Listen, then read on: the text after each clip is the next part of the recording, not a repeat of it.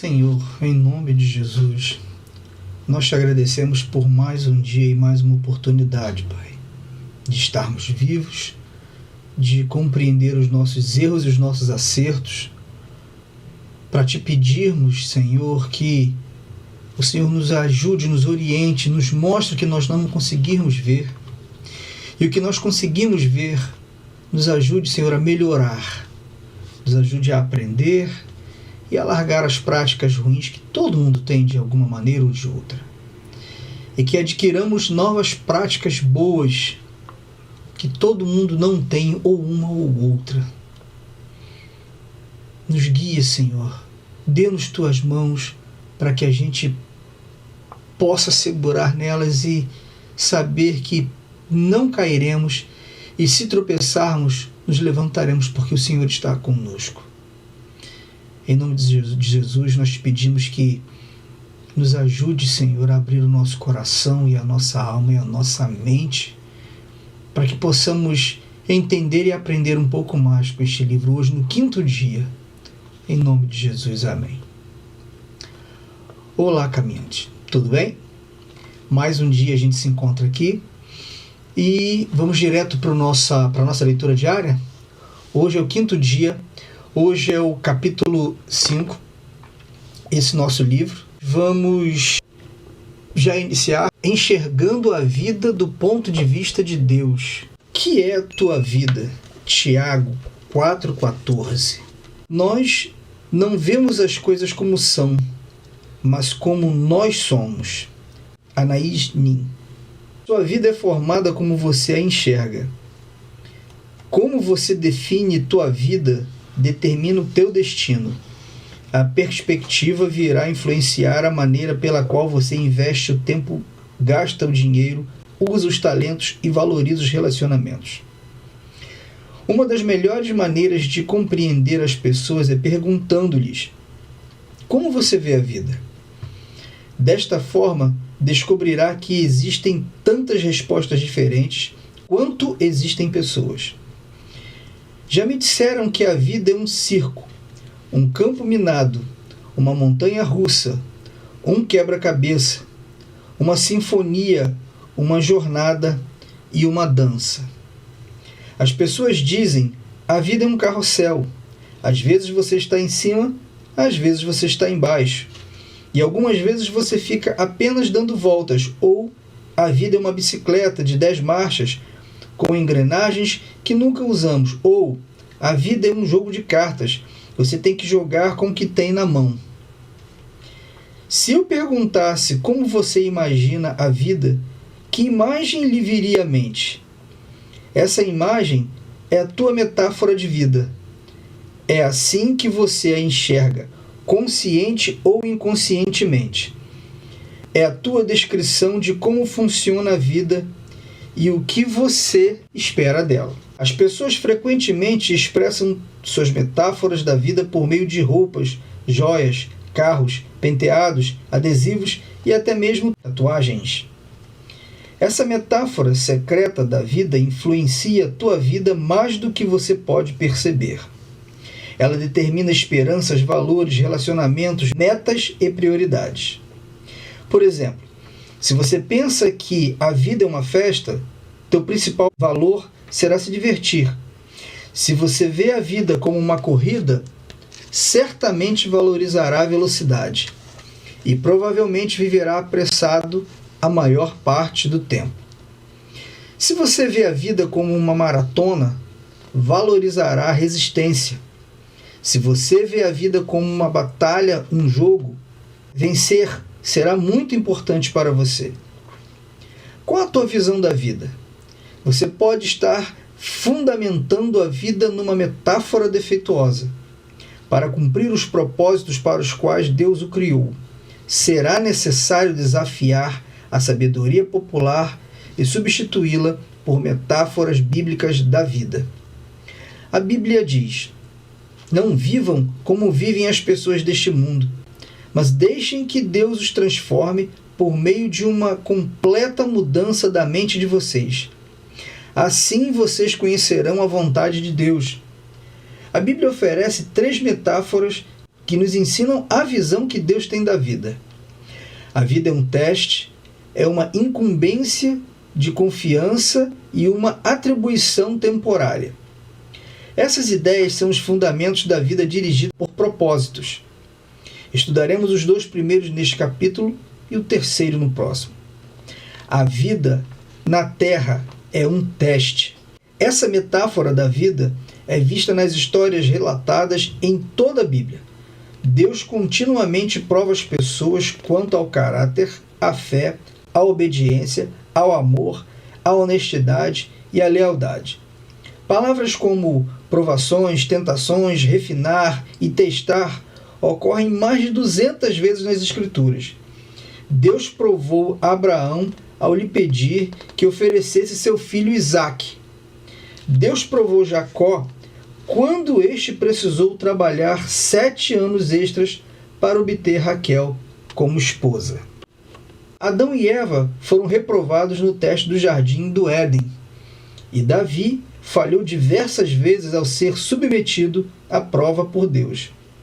Mas a Bíblia também nos dá muitos exemplos de pessoas que foram aprovadas em importantes provas, como José, Ruth, Esther e Daniel.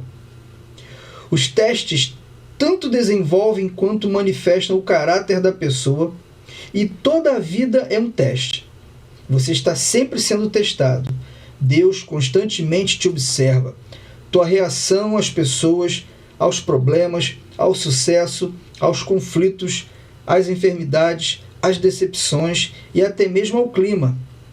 Ele até observa a mais simples ação, como quando você abre uma porta para alguém, pega o lixo que foi jogado no chão, ou quando é educado com um balconista ou uma garçonete. Não conhecemos todos os testes que Deus irá aplicar, mas podemos prever alguns deles, baseados na Bíblia. Você será testado por grandes mudanças, promessas adiadas, problemas insolúveis, orações não respondidas, críticas injustas e até mesmo tragédias sem sentido. Em minha vida percebo que Deus testa minha fé por meio de problemas, minha esperança pelo modo de eu lidar com o que está em minhas mãos, meu amor por meio das pessoas. Um teste muito importante diz respeito à tua atitude quando você não consegue sentir a presença de Deus. Às vezes, Deus se retira intencionalmente e não sentimos mais sua proximidade. Um rei chamado Ezequias passou por esse teste. A Bíblia diz: Deus desamparou Ezequias para prová-lo e saber o que realmente havia em seu coração. Ezequias desfrutava íntima comunhão com Deus, mas no momento crucial de sua vida o Senhor o deixou só, a fim de testar seu caráter, revelar uma fraqueza e prepará-lo para uma responsabilidade maior. Quando você compreender que a vida é um teste, perceberá que nada é insignificante em sua existência. Mesmo o menor incidente é relevante para o desenvolvimento do caráter. Cada dia é importante, cada segundo é uma crescente oportunidade para aperfeiçoar o caráter, para demonstrar o amor ou para depender de Deus. Alguns testes parecem pesados demais, enquanto outros não são sequer perceptíveis, mas todos têm implicações eternas. A boa notícia é que Deus quer que você seja aprovado nos testes da vida. Por isso, jamais permitirá que você enfrente testes maiores que a graça que te concedeu para lidar com eles. A Bíblia diz: Deus cumpre a sua promessa e não deixará que vocês sofram tentações que vocês não têm forças para suportar. Quando uma tentação vier, Deus dará forças a vocês para suportá-la, e assim vocês poderão sair dela.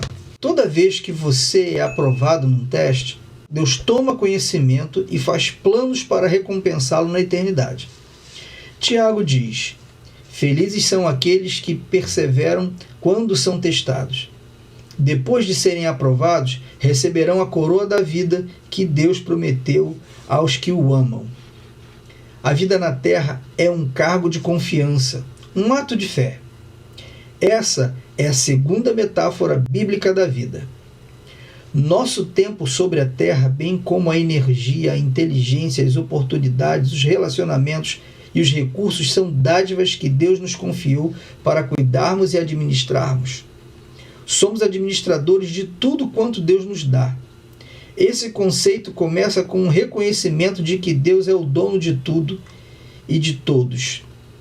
A Bíblia diz: ao Senhor Deus pertencem o mundo e tudo o que nele existe. A terra e todos os seres vivos que nela vivem são dele. De fato, jamais possuiremos realmente coisa alguma durante o nosso breve período de vida. Deus apenas nos empresta a terra enquanto estamos aqui. Ela já era propriedade de Deus antes que você chegasse e Ele irá emprestá-la a outra pessoa depois que você morrer. Tudo o que você pode fazer é desfrutá-la algum tempo. Quando Deus criou Adão e Eva, confiou a eles o cuidado de sua criação e nomeou-os administradores de sua propriedade.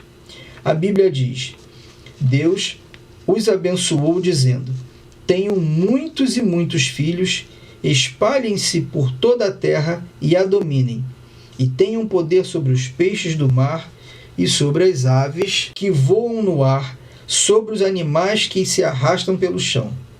A primeira tarefa que Deus deu aos humanos foi administrar e cuidar das coisas dele. Dessa função, o homem jamais foi exonerado, e é parte de nosso propósito atualmente. Tudo que desfrutamos deve ser tratado como uma responsabilidade que Deus nos pôs nas mãos. A Bíblia diz: vocês têm alguma coisa que não tenha sido dada por Deus? E se tudo que vocês têm vem de Deus, por que vocês se vangloriam como se tivessem realizado alguma coisa por si próprios? Há alguns anos, um casal permitiu que minha esposa e eu, em nossas férias, usássemos sua bela casa em frente a uma praia no Havaí. Era um conforto com o qual não podíamos arcar e aproveitamos muitíssimo. Eles nos disseram: usem-na como se pertencessem a vocês. E foi o que fizemos. Nadamos na piscina, comemos a comida da geladeira, usamos as toalhas de banho, os pratos e até nos divertimos pulando nas camas. Mas sabíamos durante todo o tempo que a casa não era realmente nossa. Por isso, tomamos um cuidado especial com tudo. Aproveitamos os benefícios que ela nos oferecia, sabendo, porém, que não éramos proprietários dela. Nossos valores culturais dizem: se você não é dono, não terá cuidado.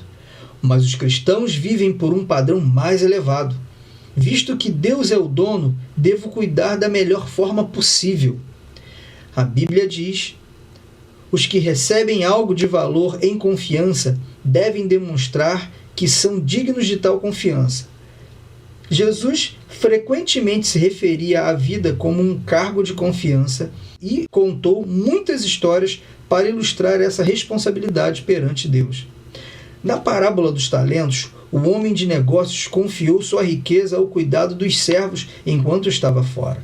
Quando retornou, avaliou a responsabilidade de cada servo e recompensou a cada um adequadamente. O senhor daqueles servos disse: muito bem, servo bom e fiel.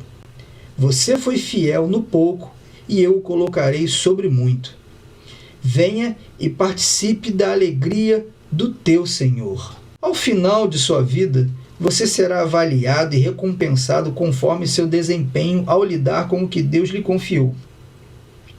Isso significa que tudo que você faz, mesmo uma simples tarefa diária, tem implicações eternas.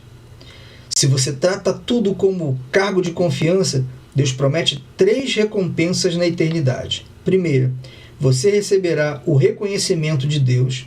Ele dirá: muito bem, bom trabalho. Segunda, você receberá uma promoção e uma responsabilidade maior na eternidade. Eu o porei a cargo de muitas coisas. Terceira, você será honrado em uma comemoração. Venha e participe da alegria do teu Senhor. A maioria das pessoas não percebe que o dinheiro é tanto um teste quanto um cargo de confiança designado por Deus, que usa a área financeira para nos ensinar a confiar nele. E para muitos, o dinheiro é o maior de todos os testes. Deus observa como usamos o dinheiro para avaliar quão confiáveis somos. A Bíblia diz: se vocês forem indignos de confiança em relação às riquezas deste mundo, quem lhes confiará as verdadeiras riquezas celestiais? Essa é uma verdade fundamental. Deus diz que há um relacionamento direto entre a forma de eu utilizar o meu dinheiro e a qualidade de minha vida espiritual. O modo de eu administrar meu dinheiro, riquezas deste mundo, determina quanto Deus pode confiar a mim as bênçãos espirituais, riquezas verdadeiras. Deixa-me perguntar, a forma de você administrar teu dinheiro está impedindo Deus de fazer mais em tua vida? Podem ser confiadas a você as riquezas espirituais? Jesus disse: a quem muito foi dado, muito será exigido, e a quem muito foi confiado, muito mais será pedido. A vida é um teste e um cargo de confiança. E quanto mais Deus lhe dá, mais responsável Ele espera que você seja. Pensando sobre o meu propósito de vida. Um tema para reflexão. A vida é um teste e um cargo de confiança. Um versículo para memorizar. Quem é fiel nas coisas pequenas, também será nas grandes. Lucas 16, 10a. Uma pergunta para meditar. O que aconteceu recentemente que agora percebo ter sido um teste de Deus? Quais as tarefas mais importantes que Deus me confiou? Quem é fiel no mínimo, também é fiel no muito. Quem é injusto no mínimo, também é injusto no muito. Vamos orar para encerrar? Pai, em nome de Jesus, obrigado pelo dia de hoje. Foram linhas profundas, Senhor. Realmente, com certeza, nós passamos por inúmeros ditos ali que nós vivemos isso, experienciamos isso todos os dias ou muitos dias por muitos anos. E muitas vezes podemos nem perceber, algumas outras sim. Mas hoje o Senhor permeou a nossa mente, nos apontando e nos mostrando mais uma vez que de tudo Tu és Senhor. Todas as coisas, todas as pessoas a Ti pertencem.